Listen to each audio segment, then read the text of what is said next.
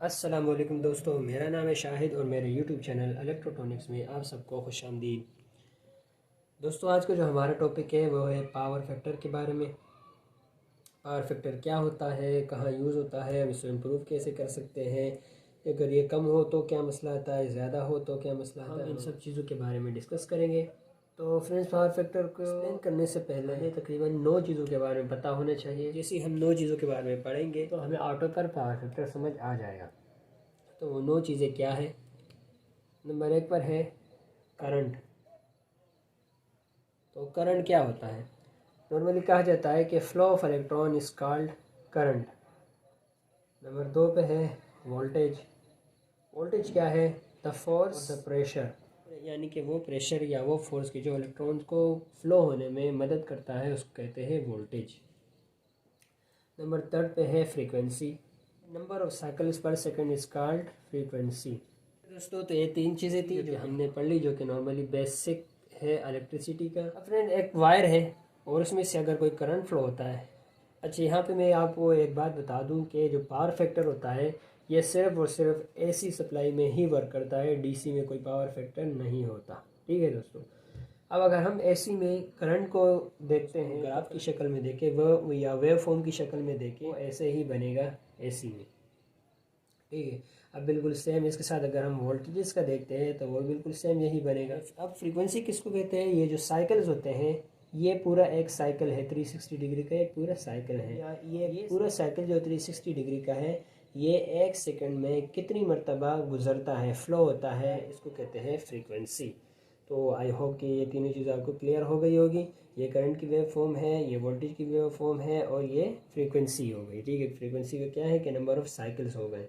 Number of cycle में बना देता हूँ यहाँ पर इस तरह से। अब जो बाकी की हमें 3 चीज़ें पता होनी चाहिए वो है पावर्स के बारे में। ठीक है।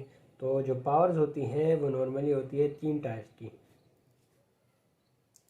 नंबर 1 है अपेरेंट पावर, नंबर 2 पर है रियल पावर और नंबर 3 पर है रिएक्टिव पावर। ये 3 तरह की पावर होती है। ये जो अपेरेंट पावर होती है ये कुल पावर होती है, यानी जो रियल पावर और रिएक्टिव पावर होती है इन सबको मिला के जो पावर आती है उसको कहते हैं अपेरेंट पावर। जो हमारे पास जनरेशन स्टेशन से नॉर्मली जो पावर आती है वो हम अपेरेंट पावर कहते हैं, क्योंकि ये टोटल पावर होती है और इसको ज़ाहिरी पावर भी कहते हैं। और अपेरेंट पावर का जो यूनिट होता है केवीए होता है नॉर्मली। ठीक है। जैसे कि जनरेटर पर आपने देखा होगा उसके ऊपर केवीए लिखा हुआ होता है, इससे छोटा यूनिट वीए होता है। हम इसके साथ एक के लगाते हैं तो ये बड़ा यूनिट बन जाएगा। अब रियल पावर कौन सी पावर होती है? वो पावर के जो हमारे आइटम, जो हमारे कंपोनेंट होते हैं, जो हमारे अप्लायंसेज होते हैं वो कंज्यूम करते हैं, जिस पावर को उसको कहते हैं रियल पावर। जैसे फैन के ऊपर लिखा हुआ होता है या बल्ब के ऊपर लिखा हुआ हो 100 वाट, 200 वाट। ठीक है। या अगर किसी जगह पे लिखा हुआ हो किलो वाट में, कोई बड़ा यूनिट है किलो वाट। ठीक है। तो उसमें जो पावर होती है वो एक्चुअल में रियल पावर कहलाती है।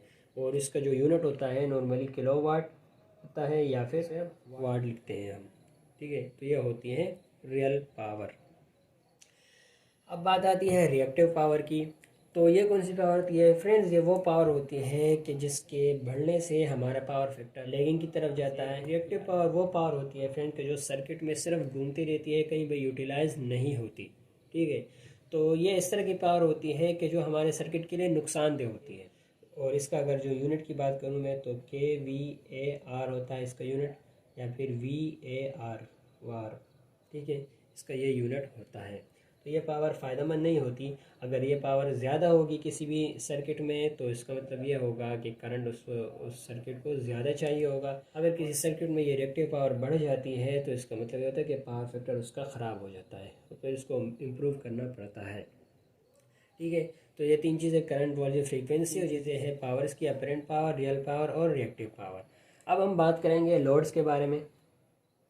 तो इलेक्ट्रिकल में 3 तरह के लोड होते हैं। नंबर 1 है रेजिस्टिव लोड, नंबर 2 पर है इंडक्टिव लोड और नंबर 3 पर है कैपेसिटिव लोड। अब रेजिस्टिव लोड कौन से लोड होते हैं? वो लोड कि जो हमारे पास हीटिंग एलिमेंट में यूज़ होते हैं नॉर्मली, जो कि आयरन हुआ, हमारा सोल्डिंग आयरन हुआ, या फिर सिर्फ आयरन जो प्रेस करने के लिए होता है वो। और इसके अलावा हमारे पास हीटर हुआ। ठीक है। और ओवन वगैरह हुए। ठीक है। तो इन सब को नॉर्मली रेजिस्टिव लोड कहते हैं। और इंडक्टिव लोड कौन से होते हैं? जो हमारे पास फैन हुआ और डंकी पंप हुआ, ठीक है, मोटरें जो भी और सारी इंडक्टिव लोड होती हैं, यानी कि वो लोड के जिसके अंदर वाइंडिंग यूज़ की जाती है उसको कहते हैं इंडक्टिव लोड। और कैपेसिटिव लोड वो लोड होते हैं जिनमें कि कैपेसिटर यूज़ होता है। लोड में कैपेसिटर का मकसद सिर्फ यही होता है कि पावर फैक्टर को हम इम्प्रूव करें। तो जो रेजिस्टिव लोड होता है उसका जो पावर फैक्टर होता है वो हमेशा यूनिटी होता है, यानी कि 1। इससे हमारे पास कोई लॉसेस नहीं होती, ठीक है, कोई नुकसान नहीं होता। और जो इंडक्टिव लोड होता है इसका पावर फैक्टर हमेशा लैगिंग की तरफ होता है, लैग करता है हमेशा। और जो कैपेसिटिव लोड होता है इसका पावर फैक्टर हमेशा लीड होता है, लीडिंग की तरफ जाता है। सही है। अब ये यहाँ पर आपको बताऊंगा कि पावर फैक्टर क्या है। अपने जो रियल टॉपिक है उसकी तरफ चलते हैं, पावर फैक्टर की तरफ। तो पावर फैक्टर क्या है? पावर फैक्टर की मैं 2 डेफिनेशन आपको बताऊंगा और दोनों को मैं यहाँ पे आपको समझाऊंगा भी। दोस्तों तो मैं डेफिनेशन लिख ली। The cosine of angle between voltage and current in an AC circuit is called power factor. यानी कि जो एसी सर्किट होता है उसके अंदर जो करंट और वोल्टेजेस फ्लो होते हैं उनके दरमियान अगर कोसाइन यानी कि कोई एंगल जब आता है तो उनको कहते हैं पावर फैक्टर। अब मैं आपको इसको ग्राफ से समझाऊंगा थोड़ा सा कि ये क्या बात हो रही है यहाँ पे।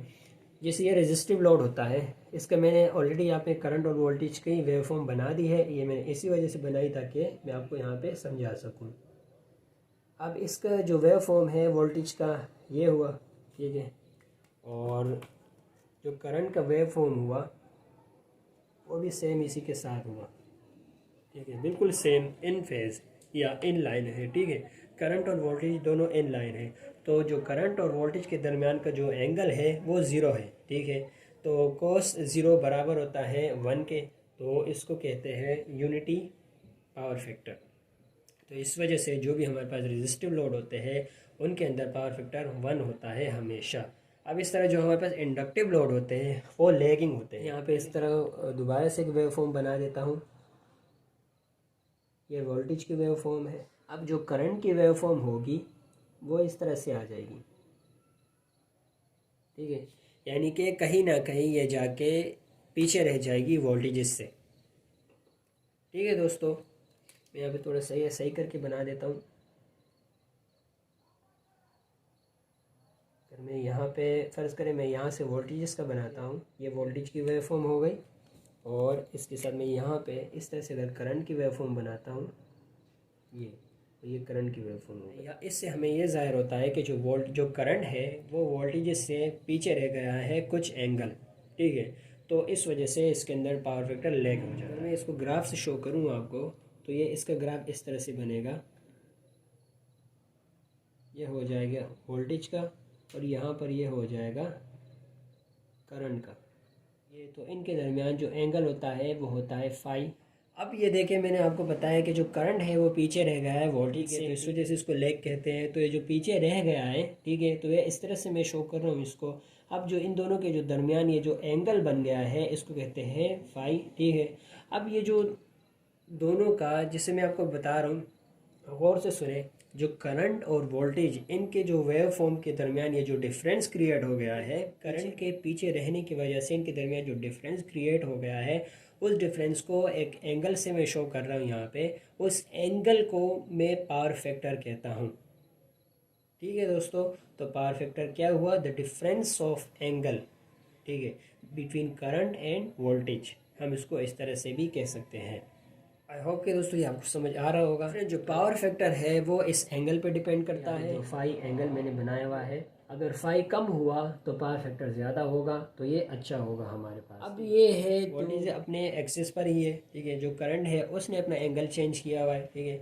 अब ये जो करंट है मैं इसको डिवाइड करूँगा 2 पार्ट्स में। एक पार्ट हो जाएगा ये कोस वाला, एक यहाँ आ जाएगा पार्ट, और एक पार्ट ये हो जाएगा यहाँ पर, ठीक है। मैंने इस करंट को तोड़ दिया है 2 पार्ट में। यहाँ आ जाएगा आई कोस फाई और यहाँ आ जाएगा आई साइन फाई, ठीक है। अब ये 2 एंगल बन गए हमारे पास। तो जो आई कोस फाई है वो हमारे पास तो वोल्टेज के साथ इन लाइन है, ठीक है, इन फेज है हमारे पास। लेकिन जो ये वाला है ये अलग हो चुका है, इस पे से आई साइन डीटा अलग हो चुका है। तो इससे हमें यह पता चलता है कि अगर आई साइन थीटा की वैल्यू बढ़ती है कि पावर फैक्टर की वैल्यू के लैगिंग की तरफ जाएगी, ठीक है। और अगर ये आई साइन थीटा कम होगी, ठीक है, तो जो पावर फैक्टर की वैल्यू है वो लीडिंग की तरफ जाएगी या यूनिटी की तरफ जाएगी, तो वो पावर फैक्टर अच्छा होगा। तो ये जो मैंने डायग्राम बनाई है मैंने आपको बना दी इंडक्टिव लोड की, ठीक है। जो सारा मसला आता है वो हमारे पास इसी इंडक्टिव लोड में ही आता है, क्योंकि जो कैपेसिटिव लोड होता है उसमें करंट लीडिंग की तरफ जाता है, तो उसमें कोई इशू नहीं आता। हम नॉर्मली जो कैपेसिटिव लोड होते हैं उनको यूज़ करते हैं इस इंडक्टिव लोड को इम्प्रूव करने के लिए। अगर मैं कैपेसिटिव लोड का यहाँ पे ग्राफ बनाऊँ तो उसका इस तरह से बनेगा, ये करंट हो जाएगा और यहाँ पे हो जाएंगे ये वोल्टेज, ये इनके दरमियान हो जाएगा पावर फैक्टर इनके दरमियान भी होता है, ठीक है। कैपेसिटिव लोड के दरमियान भी पावर फैक्टर होता है, लेकिन अगर लीडिंग की तरफ जाए ज़्यादा और अगर लैगिंग की तरफ जाए ज़्यादा, दोनों ही नुकसानदेह होते हैं, ठीक है। हमारे जो अप्लायंसेस होते हैं उनके लिए पावर फैक्टर लीडिंग हो या लैगिंग हो नुकसानदेह होता है। यूनिटी हो तो बिल्कुल सही रहता है, या फिर यूनिटी के आसपास हो, जैसे नॉर्मली मोटर्स वगैरह पर लिखा होता है 0.8 0.9, तो इतने तक का बिल्कुल ठीक रहता है। ओके दोस्तों, आई होप कि आपको समझ आ रहा होगा। तो ये कैपेसिटिव लोड का ग्राफ हुआ, ये इंडक्टिव लोड का हुआ। तो इंडक्टिव में करंट लैग करता है और कैपेसिटिव में करंट लीड करता है। मैं यहाँ पे एक बात बता दूँ कि जो इन फेज़ है इंडक्टेंस में, ये एक्टिव पार्ट हमारा कहलाता है, यानी कि रियल पावर कहलाता है। और जो ये वाला पॉइंट है आई साइन फाई, ठीक है, तो ये हमारा कहलाता है रिएक्टिव पावर, ठीक है, जो कि जिसकी कि हमें सर्किट में ज़रूरत नहीं पड़ती। अगर ये इंक्रीज़ होता है, अगर ये एंगल बढ़ता है, तो हमारा पावर फैक्टर लैगिंग की तरफ जाएगा। जितना ये एंगल कम होगा, ठीक है, तो हमारा पावर फैक्टर यूनिटी की तरफ जाएगा, तो हमारे लिए अच्छा रहता है। हमें जो रिएक्टिव पावर होता है उसका यूज़ कम से कम कराना होता है, या बल्कि ख़त्म ही कराना होता है। फिजिकली या प्रैक्टिकली या मुमकिन नहीं, रिएक्टिव पावर को ख़त्म नहीं किया जा सकता, सही है। तो इस वजह से हम उसको यूटिलाइज़ करते हैं इस तरह से कि हम उसको बैलेंस करते हैं। बैलेंस इस तरह से करते हैं कि हम कोई ना कोई कैपेसिटिव लोड लगा देते हैं, तो उससे पावर फैक्टर इम्प्रूव हो जाता है। अब मैंने जैसे ये बनाई है पावर ट्रायंगल, ठीक है। पावर ट्रायंगल में क्या होता है कि जो ये वाला पार्ट है ये वी आई कोस थीटा हुआ या फिर कोस फाई हुआ, जैसे मैंने आपको यहाँ पे बना के बताया था। ये वाला जो पार्ट है आई कोस फाई है, ऑलरेडी आपको समझा दिया यहाँ पे कि आई कोस फाई कहाँ से आया है, ठीक है। मैंने इस एंगल को, जो करंट का एंगल है, मैंने उसको करंट को एक्चुअल में दो में डिवाइड कर दिया है, एक कोस में और एक साइन में, तो ये इस तरह से आता है, सही है।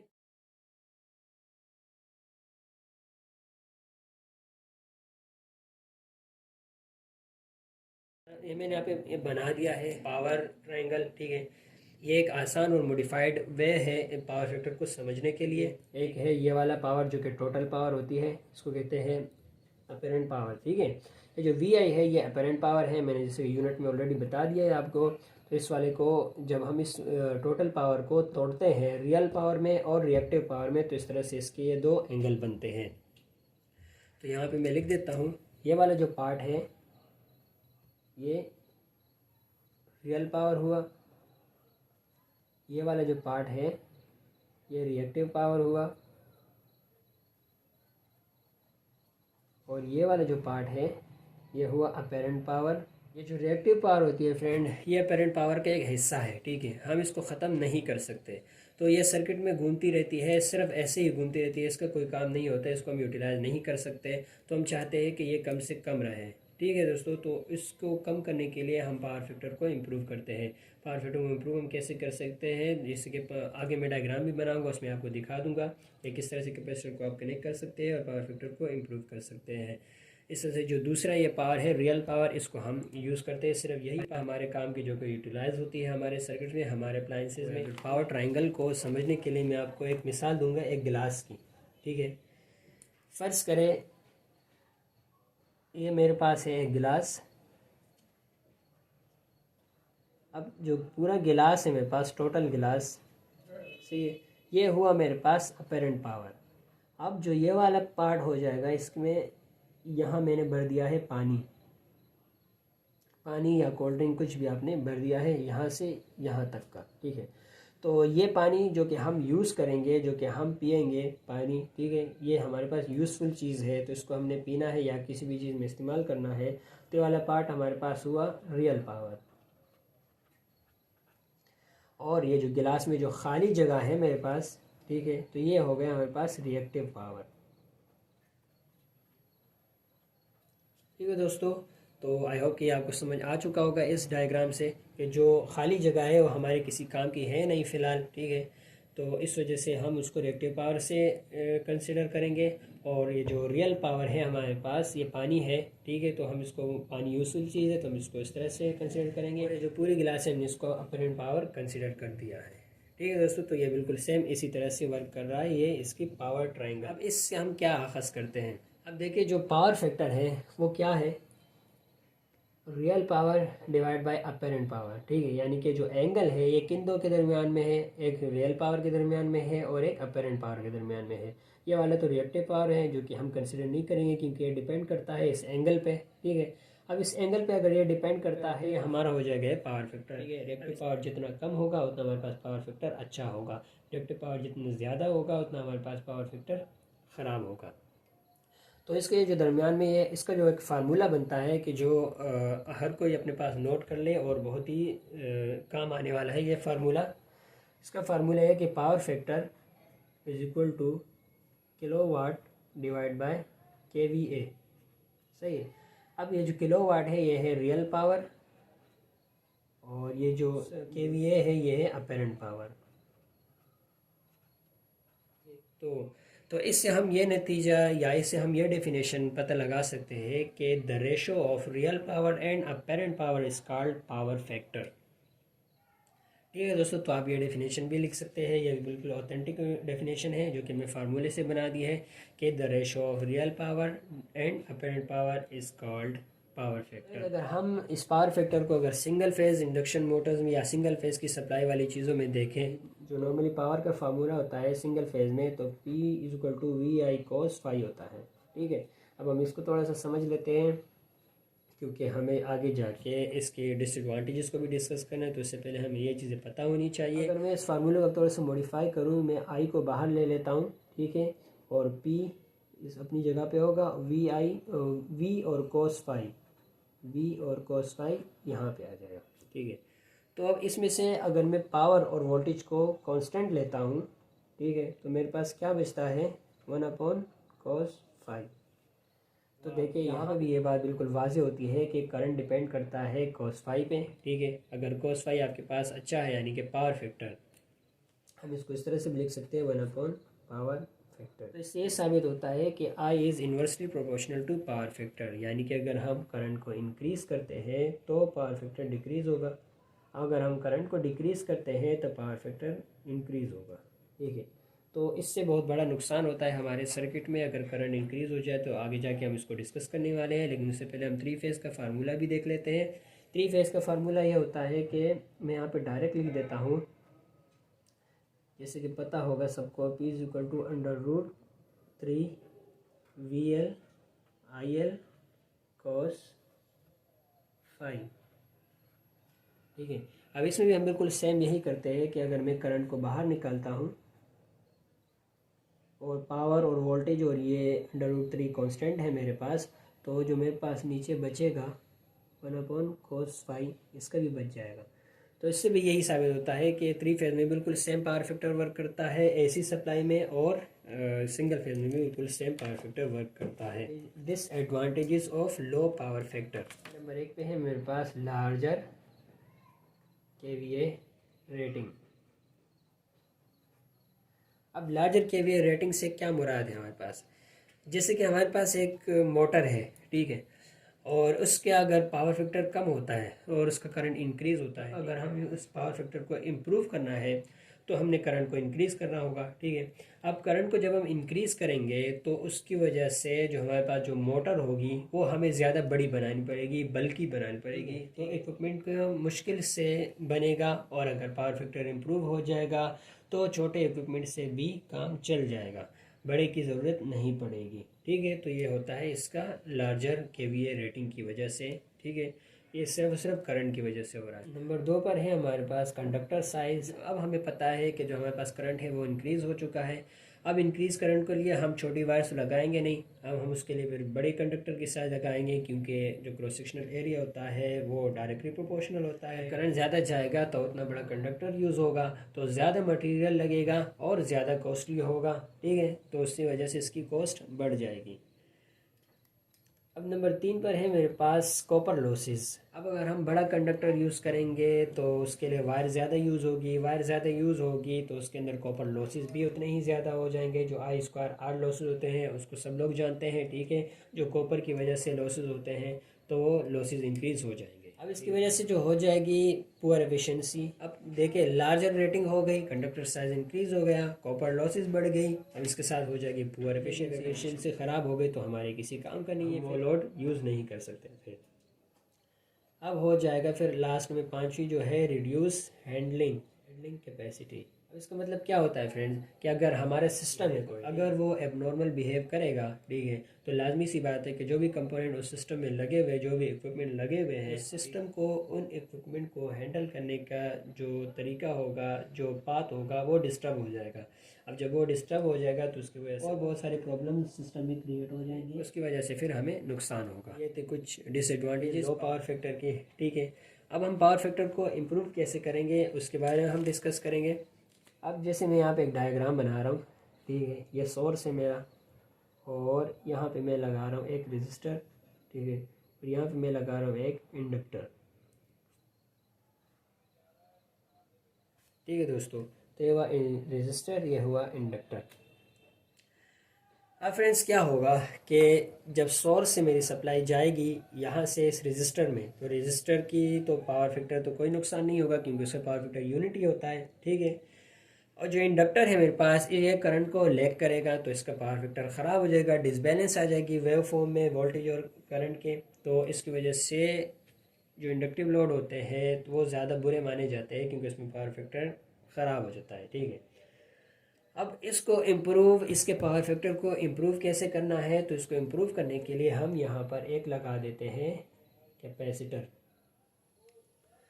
अब फ्रेंड्स पावर फैक्टर इम्प्रूव कैसे होगा, मैं इनकी वेवफॉर्म यहाँ पे बना देता हूँ ताकि आसानी से समझ आ जाए। यह वेवफॉर्म मेरे सोर्स की, इस सोर्स की वोल्टेज की, और ये वाली वेवफॉर्म है मेरे पास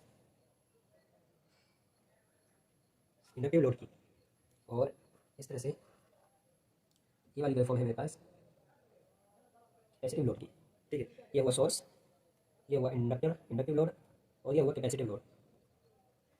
अब फ्रेंड्स देखिए इसमें क्या हो रहा है कि अगर मैं सिर्फ इसको भूलता हूँ फ़िलहाल, सही है, और यहाँ देखता हूँ मैं कि जो पावर फैक्टर है वो कब एक्शन में आएगा। पावर फैक्टर तब एक्शन में आएगा जब वेव फॉर्म में कोई ना कोई डिस्टर्बेंस होगी, ठीक है। अब देखिए ये वाले जो इंडक्टिव लोड को अगर मैं देखता हूँ तो यहाँ तक इसकी जो वेव है वो है नेगेटिव में, और जो मैं सोर्स की देखता हूँ तो यहाँ पर है इसकी पॉजिटिव में। तो ये दोनों हुआ डिफरेंस, ठीक है। दोनों के जो डिफरेंस है इसकी वजह से रिएक्टिव पावर एक्शन में आएगी। तो इस वक्त जब यहाँ पे लोड को ज़रूरत होगी लीडिंग पावर फैक्टर की, तो तब ये पावर फैक्टर को मेंटेन रखने के लिए सोर्स से लेकर रिएक्टिव पावर, ठीक है, अपने जब रिएक्टिव पावर लिया सोर्स से इसने, तो जब यहाँ पर ये वेव पहुँचेगी पॉजिटिव में, तो देखिए यहाँ से लेकर यहाँ तक ये हुई इसकी पॉजिटिव में, ठीक है। यहाँ तक तो हुई है पॉजिटिव में, सही है। अब जब हम आगे मज़ीद जाएंगे तो देखिए ये दोनों हुए नेगेटिव में, ठीक है। बस सिर्फ यहाँ पर इसकी ये डिफरेंस है, तो इस डिफरेंस की वजह से रिएक्टिव पावर सर्किट में आएगी और कोई काम नहीं करेगी, उल्टा नुकसान करेगी, और उस चक्कर में हमारे पास पावर फैक्टर ख़राब हो जाएगा। और अगर हम इस कैपेसिटिव लोड की देखें तो अगर इंडक्टर को हम दरमियान से हटा दें तो यहाँ देखें, यहाँ पर ये हमारे पास आया इसका पॉजिटिव, यहाँ तक का ये पॉजिटिव है, और यहाँ पर ये हुआ नेगेटिव और इसका ये पॉजिटिव, डिफरेंस आ गया इसमें, सही है। अब यहाँ देखें तो यहाँ पर ये पॉजिटिव, यहाँ पर इसका नेगेटिव, इसका डिफरेंस आता है, सही है।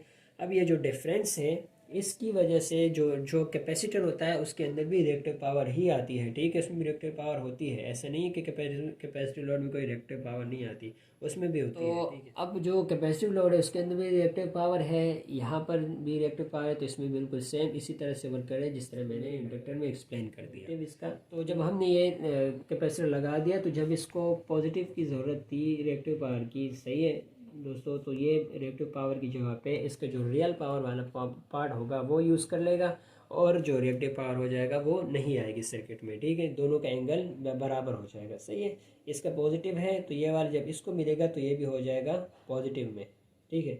इसका पॉजिटिव पूरा हो गया। अब यहाँ पर आगे है पल्स इसका पॉजिटिव, तो इसको यहाँ पे ज़रूरत नहीं है। इस तरह से ये दोनों आपस में बड़ा अच्छे से वर्क करते हैं और इस वजह से इनके वर्क की वजह से जो इनके दरमियान में एंगल बनता है वो इस तरह होगा कि पहले जो इसका एंगल था इंडक्टिव लोड का वो इस तरह से था, ठीक है, और कैपेसिटिव लोड का यूँ था, लेगिंग, ये लीडिंग की तरफ था, ये लेगिंग की तरफ था। अब जब ये दोनों मिलेंगे वो कुछ यूँ इस तरह से बन जाएगा, यानी कि बहुत कम हो जाएगा, दरमियान में गैप बहुत कम हो जाएगा।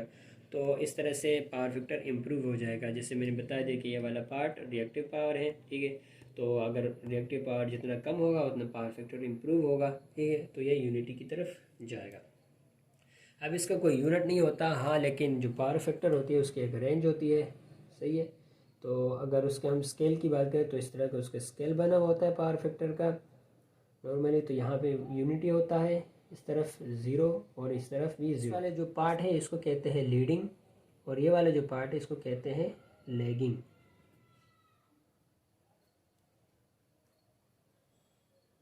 लीडिंग और लैगिंग,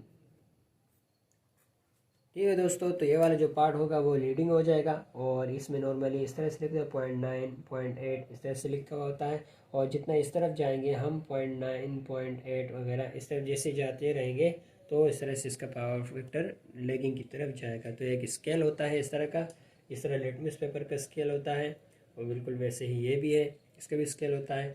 और अगर हम इसके लाइव मीटर की बात करें तो मीटर में तस्वीर शो करा दूँगा, आप उसको देख सकते हैं कि पावर फैक्टर का जो मीटर होता है वो किस तरह से होता है। तो फ्रेंड, आई होप कि आपको पावर फैक्टर समझ आ चुका होगा। आज के लिए बस इतना ही। लाइक करें, शेयर करें, सब्सक्राइब करें। अल्लाह हाफिज़।